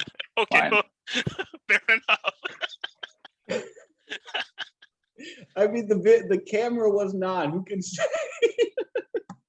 Anyway, thank you, Sam. Thank you, Rudy. Thank you. Dan's up next. And Dan, I believe you're going to read a piece that we published. Holy shit. Yep. Awesome. Just let me grab it here. Can you hear me all right? Perfectly. Okay, cool. I'll drop the link. Oh, you did it already. Okay. This one's called Patty Smith Won't Give Me a BBBJ. I have a hard time with attention and focus, so I try to spit everything out first and rearrange it after. It doesn't work in real life at all because people will see the rough bits first before I figure out what I'm trying to say. But my girlfriend wanted to be Patty Smith when she grew up, but we're 30 now and she's still dressing like Brody Dahl in 2006, so she's running out of time. She won't suck my dick without a condom and refuses to come unless I hit her bare ass with this tree branch she found when she was hitchhiking to Hawaii to Kauai. We met online and spent the first day together wandering around under the overcast Pacific Northwest island weather.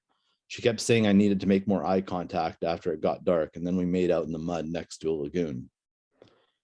I remember telling the psych nurse in one of Montreal's many asylums that I was drugged and raped when I was 16. She said, "So you know what it's like." My friend was 8 years old when his father tried to play catch with him for the first time. He wasn't paying attention, I guess, because there's a scar on his back the size and shape of an axe blade that never faded. Patty Smith hated me, or at least only when she was exhaling. Still, she liked having sex next to the ocean where the ravens would watch and steal our food because we were too drowsy to stop them. When we hitchhiked, she'd sit in the front seat and I'd listen to her making conversation with the driver about all the other times she hitchhiked and had to threaten the driver with a knife so they wouldn't try to rape her. Sometimes I coughed wrong and it made her mad. I'm most afraid of living things that are small and fragile. If I didn't love her, then maybe it would be less scary. She said she was afraid of me and I didn't understand why. I never got mad outside my head. I never raised my voice or hit her unless she begged me to. And maybe I just don't understand fear. It's hard to watch people beaten to death or have a Glock 17 with the serial numbers filed off poorly pressed against your chin and still be afraid of death or physical pain. But I was 8 years old when I got sent to the school psychologist for the first time. She put the game Mastermind in front of me and waited 5 minutes before she asked me if I had been molested. Mastermind is weird because there is something off about it immediately. I remember that much. The box says it's random, but the choices are narrow. 4 pins in a row, 6 colors, and it doesn't take a Rain Man to see it. You'll win in 6 moves max. It's boring. That sounds like disassociation. For some reason, the PhD candidate that kept calling herself a gold star lesbian on Tinder came over after curfew and is reminding me she's a psychologist while looking for a left sock under the bed. Transference. I had no fucking idea what transference meant until I Googled it. She looks like Patty Smith too, but a little bit hotter, and I can tell this is just a story to her. It's a story to me too, but that's not a new thing. She's bent over reaching for the sock and giving me one last look at her pussy and said, "It sounds like an Oedipus complex," before disappearing back into the internet. But which morpheme in the name Oedipus is Greek for "I want to kill my father"? The dive bar bathroom stall graffiti left above Coke residue on the steel toilet paper holder was my first real male mentor. Whatever you do, never say "I love you." Other than that, my only guidance to navigate life was to shut up. On long rides in this rusted truck, I tried to talk to my father until he'd tell me I sounded like my mother, and then I'd be silent and imagine my finger was a rifle and pointed at people on the highway. This one kid in the other lane looked my age. His window was fogged a bit, so I knew his family's car had heat. His parents looked tired and in love. I remember he wiped the condensation from the inside of his window and smiled as we locked eyes just before I imagined the bullet from my finger pushing through the center of his forehead. That's it. Dan, holy shit. I know we published this and I've read it a couple of times in the past, but I forgot how fucking hard this piece goes. You almost get whiplash the way this is structured because the first like few sentences are so fucking funny and then the rest of it is so deeply painful and traumatic.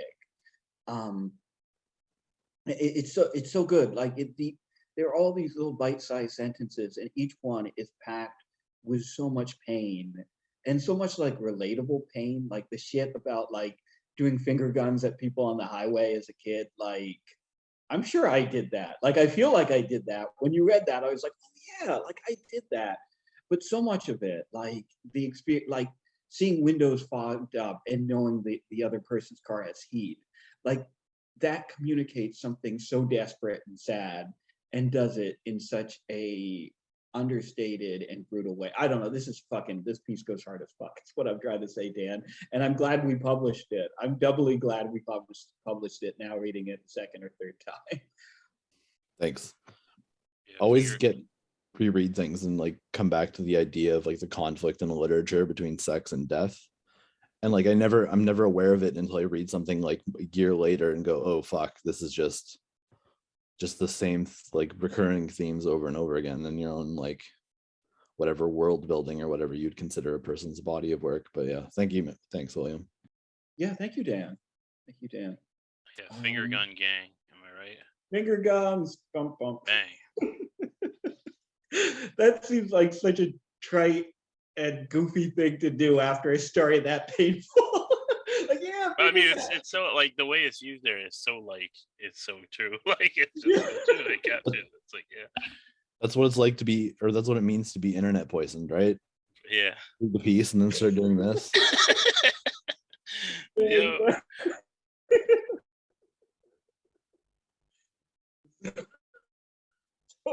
So Rudy's up last, but I saw Sherman come in, and Josh, I think you had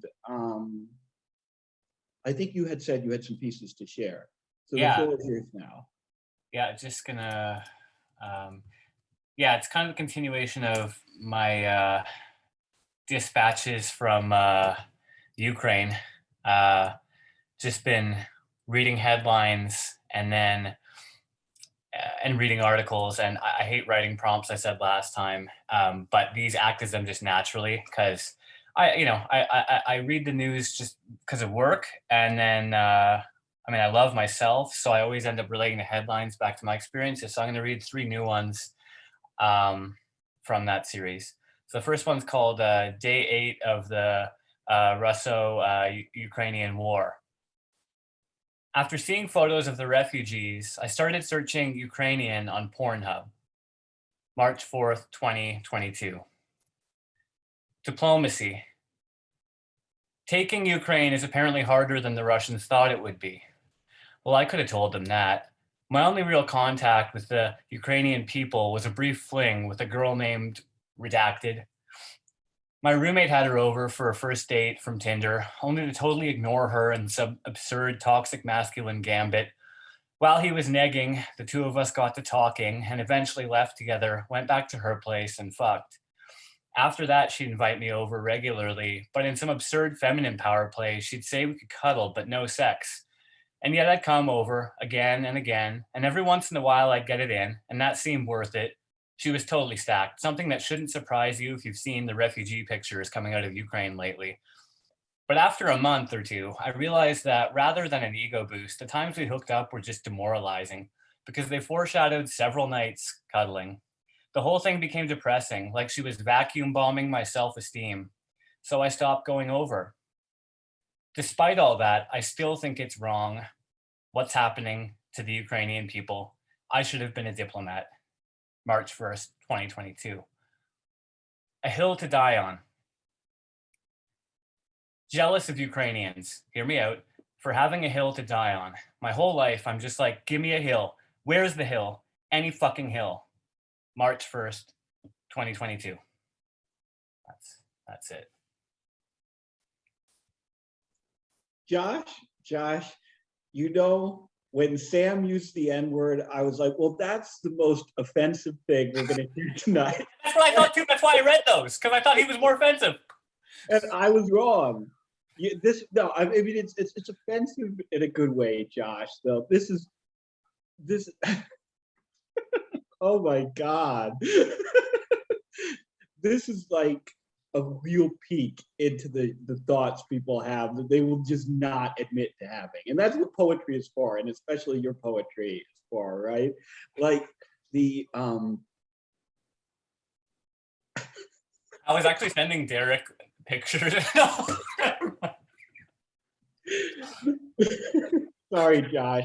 I'm breaking tonight too, but the parallel that you draw between the woman you dated, if we'll call it that, and the and like global geopolitical diplomacy and the situation in Ukraine, that is so crass, but it's so funny, and it reflects the way like the darker corners of our mind works, right? And the kind of parallels we draw, and the way we get these kind of ingrained prejudices about different groups and where they originate from, right? Anyway, Josh, those were really fucking good. Very nasty, but very good. Now there's 6 of them, and I'm like, I could do a micro chat, but I don't think anybody will touch it. Well, I mean, I know at least one place that'll touch it. Well, thank you. But the list may be small, but I could think of a couple of publications. They see somebody Anyway. is saying Terror House, but I know a place that does literal, tourism stuff that involves like miserable locations. Yeah. But like I know more- that they do print publications though. Oh, fair, yeah, fair. Well, we'll see, I'll see. I want to see how many more of these come out, and then but thanks. There are webzines though. They do webzines. They do lots of those, yeah. All right, Josh. Thank you so much. Keith sent me a DM while you were reading, so we'll go Keith, and then we'll go Rudy, and then we'll call it a night for the reading portion. So it'll be about, I don't know, probably about 10:20, 10:30 then. Okay, thanks, William. Can you hear me all right? Loud and clear.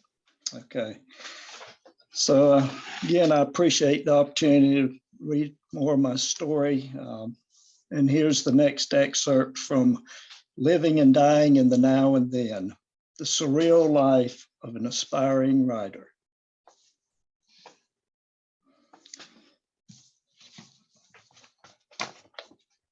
Last year, near the end of September, I wrote a short story about a new chapter in life that was opening for my friend. The hopeful story is titled, Fortune Doesn't Favor My Friend. This week, I edited that story by removing the narrator's fictitious name of Logan. I decided to include Fortune Doesn't Favor My Friend in the middle of the two-part story that I'm writing today, Smiles Through the Crashing Waves. In my experimental writing and styles with my big story, I stray once again down new paths. Both stories might be labeled creative nonfiction. I'm not sure. I know that they aren't autofiction. We'll get back to that after we go down this path. But these are very important stories, ones that must be written. They are stories of remembrance, stories of acceptance, stories of healing. Everyone goes down these paths. It's just always better when we go together. Smiles Through the Crashing Waves, Part 1 of 2, March 1st, 2022.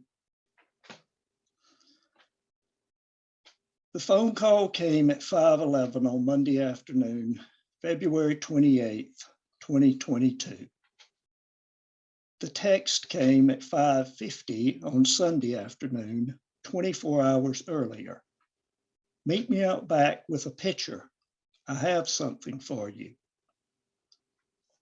It was many years ago, a couple of weeks after his March 25th birthday, that we met Brandon James. But everyone always called him BJ. He had just turned 15, and our oldest son had turned 15 3 days before him.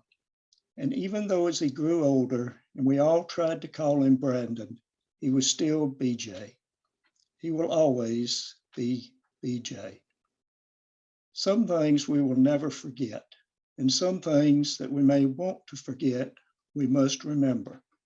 There are some things that are too important for those of us still here.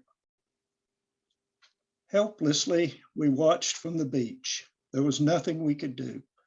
Our son and BJ were heading out through the breakers. It was one of their first times. Our yelling and screaming was muted by the winds. Our flailing arms were either unseen or ignored. The attempts to swim out were hopeless. The currents and crashing waves were overpowering. The waves were whitecapping, one set behind another, behind another, behind another.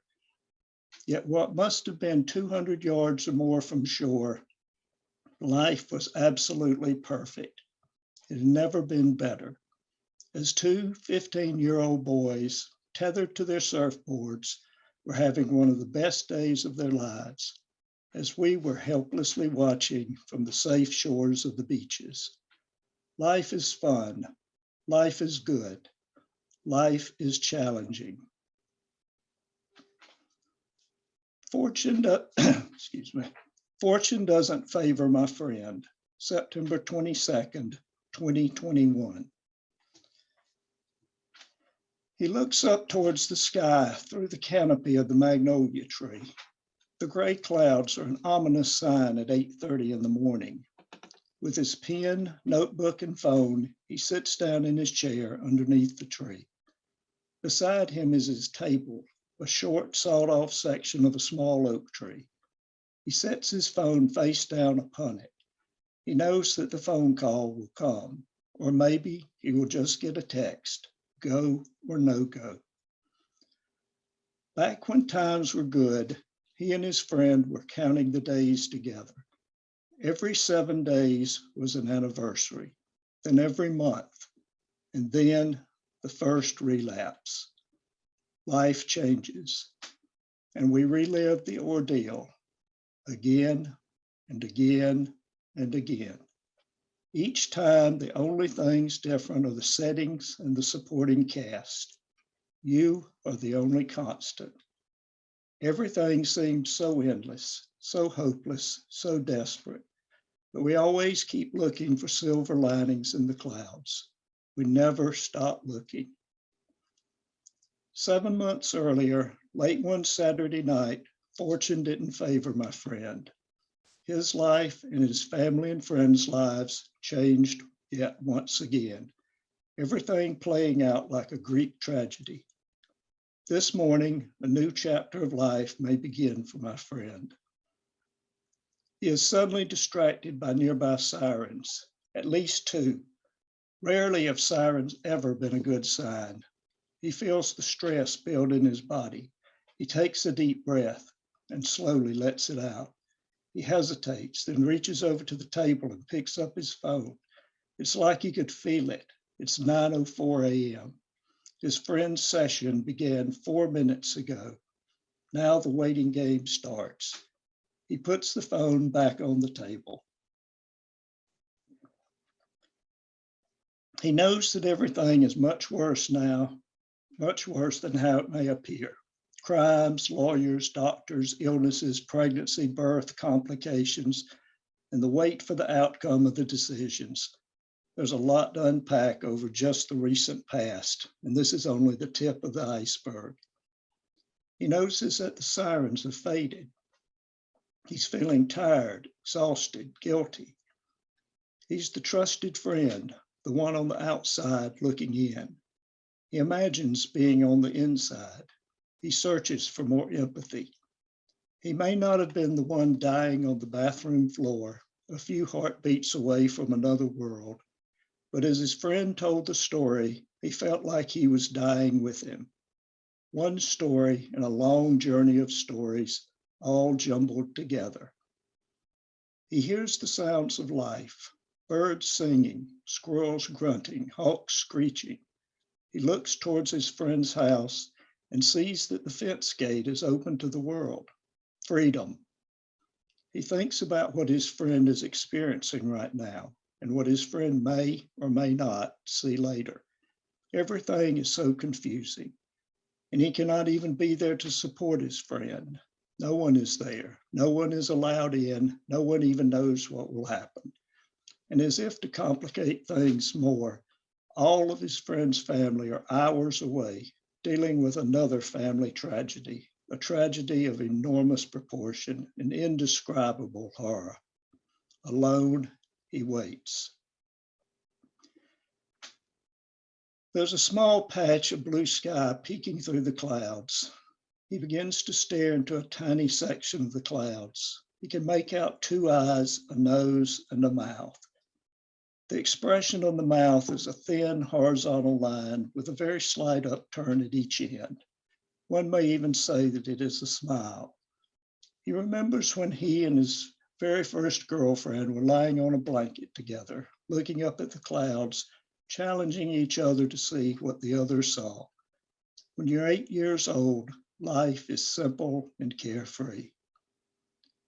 He begins to notice that he is having to squint his eyes as he writes. The eastern skies are most definitely getting brighter. He looks towards the light, being careful not to look too long. The gray clouds are all falling apart. Blue skies are taking over the heavens. Slowly, time is passing. He's thinking good things about his friend. He's beginning to feel better. It's starting to rain softly and the sun is shining. The magnolia leaves are breaking the fall of the droplets. He never believed that old Southern saying that if it rains with the sun shining, it means that the devil is beating his wife. He always believed what his mama told him, that it was us beating our problems away and finding hope in the sunshine. He reaches over and picks up his phone. It's 9:54 a.m. Everything will be fine, he tells himself. It's going to be a great day for his friend. He can just feel it in his bones. Life is good. He moves his index finger towards the screen to open the text.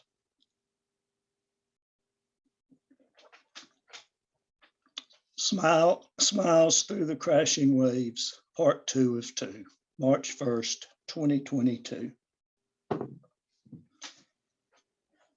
BJ came to our back porch door holding an oversized container filled to the top with a beverage. It looked like the same refreshing drink, a citrus water concoction that he had offered my wife and me on Saturday afternoon when we were talking with him outside the front of his house. He had been putting the finishing touches on his creation, a landscape tranquility garden beside the walkway to the front door. The garden was so nice and he was so proud. He knew that we were surprised to see what he was holding, and we were, because at that point, we had not yet seen his text about meeting him out back with a pitcher. He came inside smiling and said, "This is the drink y'all had yesterday. The lemon you gave me is in it, along with some cut up oranges and some other things." We asked, "What's it in?" And holding it up, he said, "Oh, this? It's an Utz pretzel container."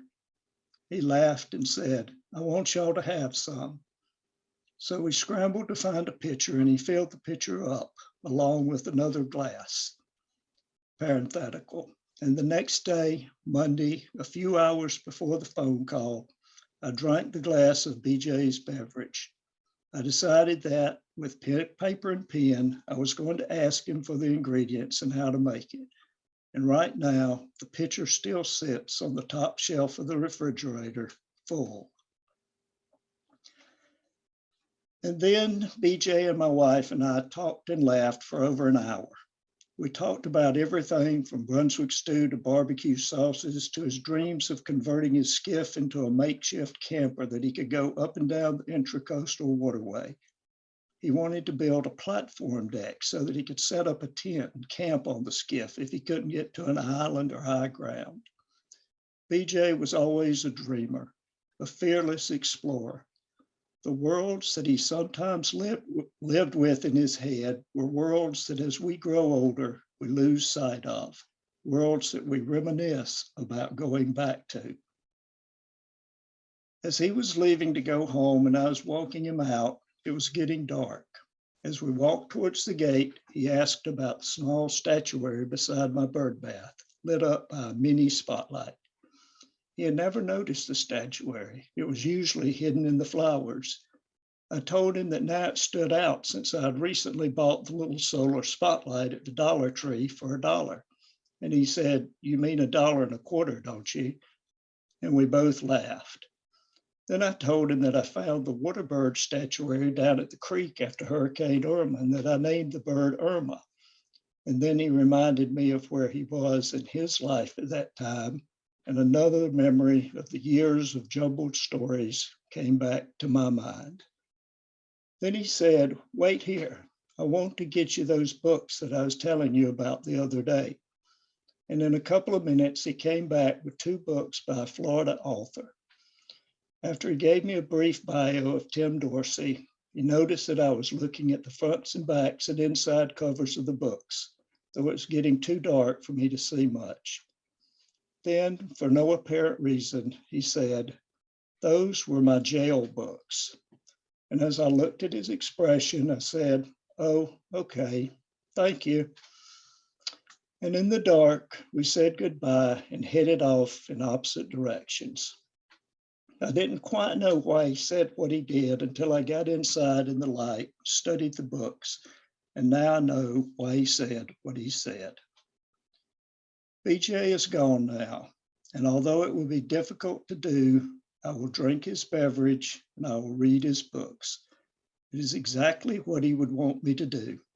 I can see him smiling right now. That's it. Thank you. Keith, that was beautiful. I could listen to you read, excuse me, I could listen to you read for hours, honestly. You should, I know it's kind of late in life to make a sudden career change, but you should get into recording audiobooks because you just have the most phenomenal reading voice. But above and beyond that, this piece is so clearly heartfelt and so clear, so powerfully communicates like the experience of grief and loss and those kind of delicate memories that you have, you know, that you recall after you lose someone. And I don't know, there's been a lot of like dark shit read tonight and a lot of transgressive shit read tonight. And this was, it was really nice to have something that's just about honest, heartfelt human emotion to kind of cap the night off here. And so it was fantastic. Well, thank you. I appreciate the chance to share this. Thanks. And Rudy's going to be ending the night. Yeah, Keith, I just want to say, first of all, I want to second the audiobook thing. You got that radio voice, as I said to B-Boy and to Daniel and a couple other people here. He definitely, I'd love to hear that on an audiobook, a full version of that. That was amazing and very much heartfelt and very much the softer side of, you know, alt lit or transgressive, whatever book we are, you know. Yeah. Definitely awesome. I love it. Well, thank you.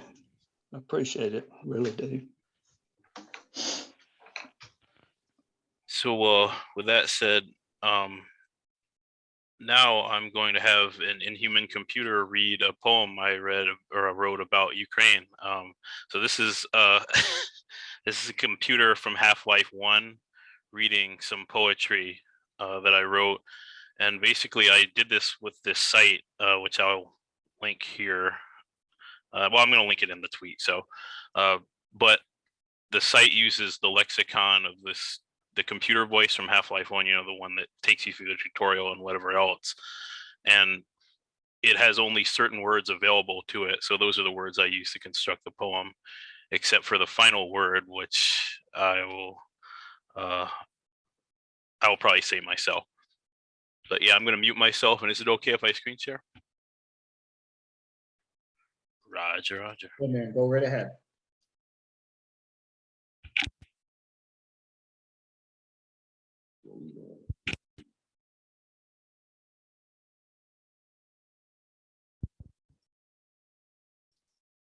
Okay, incoming screen share here.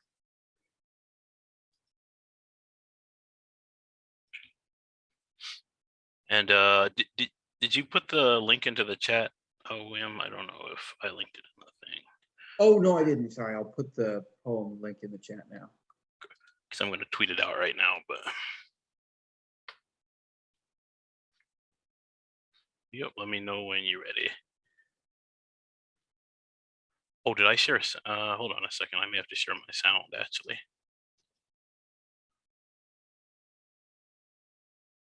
Yeah, I need just 1 second. The netbook needs to reload the entire 40-page Misery Loves Company Google Doc for whatever reason. Rip.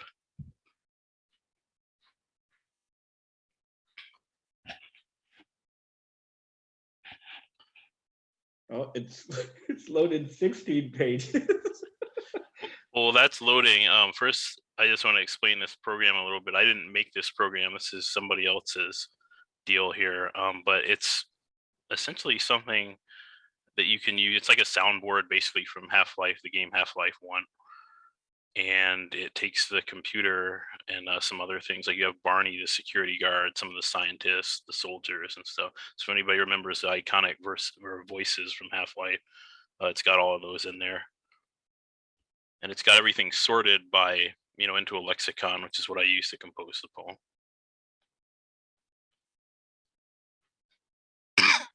Okay, poems in the chat. You should be good to go. Roger, I'm gonna start her up. Illegal. Invasion is accelerating. Progress in inches. Surrender to base. Containment. Illegal invasion violated Yankee men. Bachman, Freeman, Johnson, Juliet. Zeno, idiot invasion. Authorized military activity. Authorized military activity immediately. Authorized military activity before 150,000 die.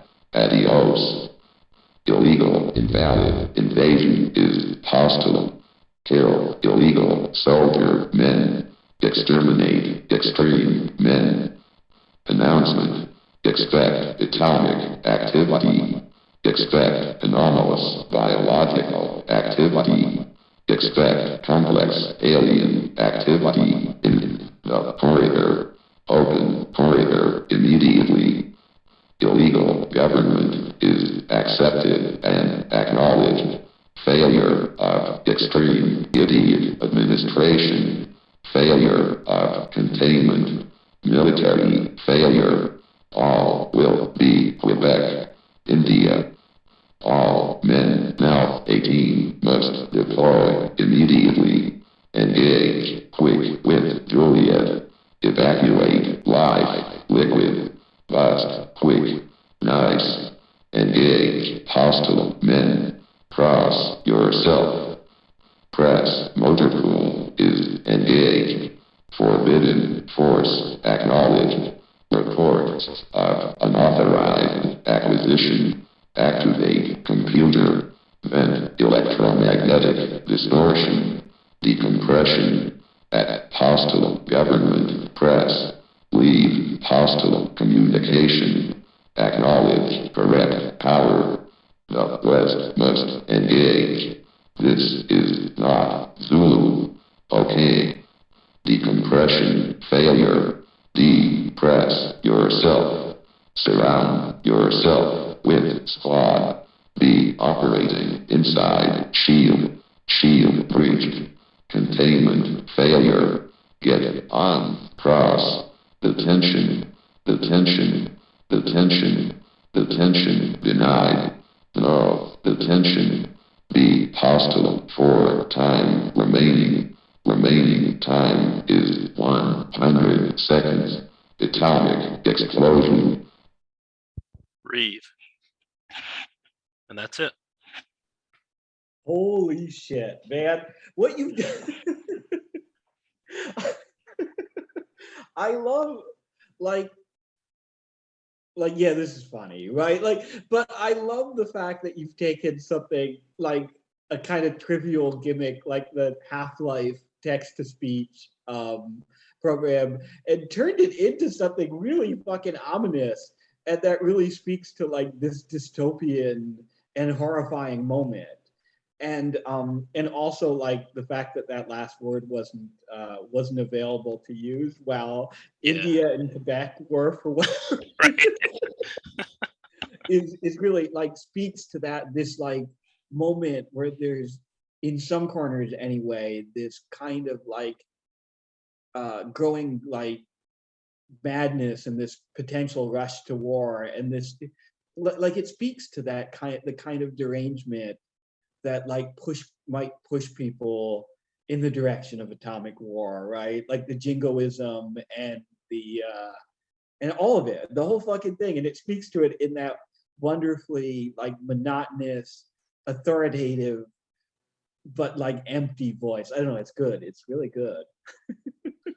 One thing I wanted to capture basically, it's called panic lexicon, just the idea that the speech we use in a situation like this is not the same as the speech we'd be using. And I mean, obviously in like a normal situation, and like the way specifically algorithmic stuff like Twitter and social media has picked up on that, how things that are trending tend to be, with, like I said, like a certain lexicon, which is what it is. I mean, and that computer, the authoritative BMOS, the computer in Half-Life, it's telling you all the things to do and giving you tutorial directions and all this other shit.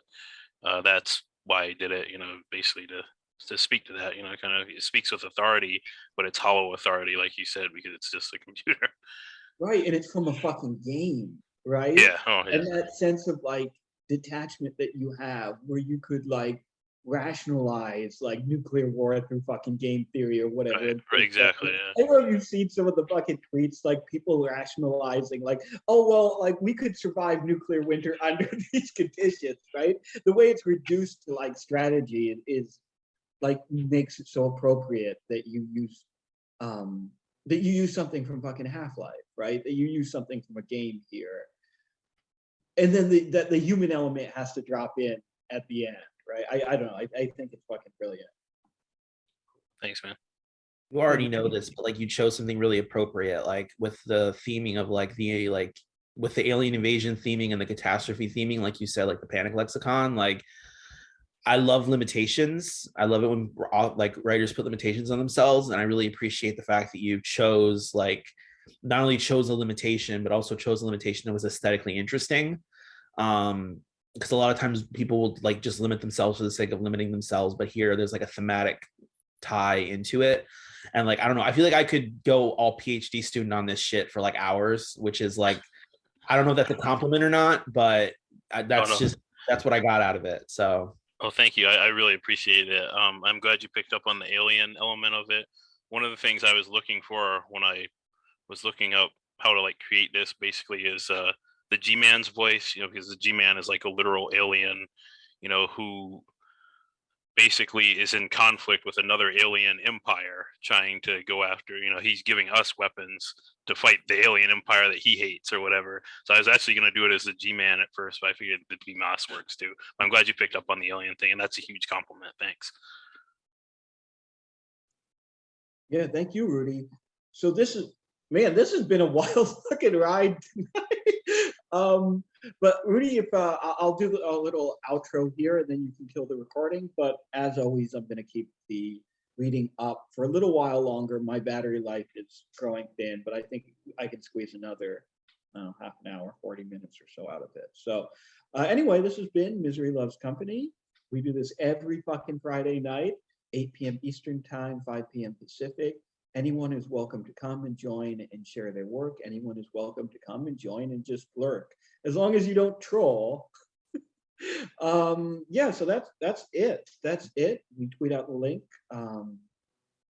just before it begins at Misery Tourism. Maybe if you're watching this, go follow us there. Whatever. Anyway, that's it for tonight. We're fucking done. Rudy, hit the switch.